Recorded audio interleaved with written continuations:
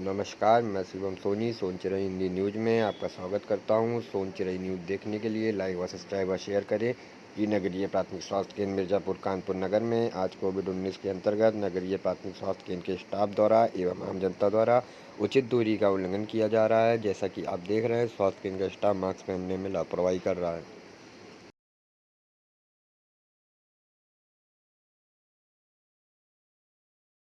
Double dose वाली है ना, डबल डोज है, डबल डोज। अगर दूसरी डोज बुलाएं तो कब लगवाएंगे डोज?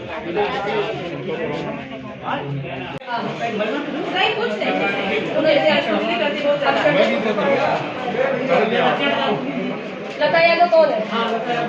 बुलाइए उनको। बताया तो आइए।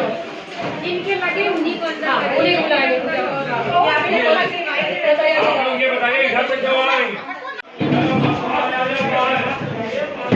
ये दरवाजा भैया इसको तो बंद कर दो, सब लोग इधर से